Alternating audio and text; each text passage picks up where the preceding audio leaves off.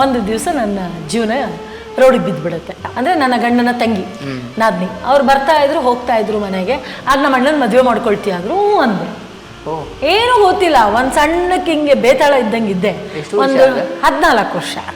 ಒಂದು ಶರ್ಟ್ ಹಾಕ್ಕೊಂಡು ಓಡಾಡ್ತಿದ್ದೆ. ನಮ್ಮ ಅಣ್ಣನ ಮಕ್ಕಳು ಸಣ್ಣ ಸಣ್ಣ ಮಕ್ಕಳು ಎತ್ಕೊಂಡು ಆ ಮನೆ ಈ ಮನೆ ಟಿವಿ ನೋಡೋದು, ಕೂತ್ಕೊಳ್ಳೋದು, ಇಷ್ಟೇ.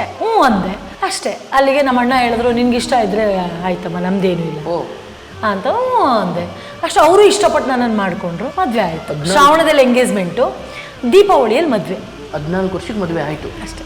15 ವರ್ಷದೊಳಗೆ ನನ್ನ ಜೀವನ ಕಟ್ಕೊಂಡೆ. ಬಟ್ 14ಕ್ಕೆ ಆಗಬಾರ್ದು ಅಂತ ಅವರಿಗಾಗಲಿ, ಮಾಡಬಾರ್ದು ಅಂತ ಇವರಿಗಾಗಲಿ, ಅಥವಾ ಆಗಬಾರ್ದು ಅಂತ ನಿಮಗೂ ಆಗಲಿ ಇದೇನು ಇರಲೇ ಇಲ್ಲ? ಅದು ಯಾವುದೂ ಗೊತ್ತಿಲ್ಲ, ಪ್ರಪಂಚನೇ ಗೊತ್ತಿಲ್ಲ ಸರಿಯಾಗಿ. ಓಕೆ, ಈಗ ಇಷ್ಟಪಟ್ಟು ಒಂದು ದಾರಿ ಮಾಡಬೇಕು ಅನ್ನೋದು ಒಂದು ಜವಾಬ್ದಾರಿ. ಇವರು ಬಂದು ಕೇಳಿದ್ರು ಅನ್ನೋದು.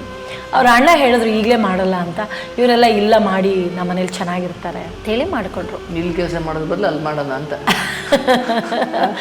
ಹಂಗೆ ಮಾಡ್ಕೊಂಡ್ವಿ. ಚೆನ್ನಾಗಿದ್ದೆ 5 ವರ್ಷ ಚೆನ್ನಾಗಿದ್ದು. 5 ವರ್ಷ ಚೆನ್ನಾಗಿದ್ದ ಮೇಲೆ ಒಂದು ದಿವಸ ನನ್ನ ಜೀವನ ರೋಡಿಗೆ ಬಿದ್ದುಬಿಡುತ್ತೆ.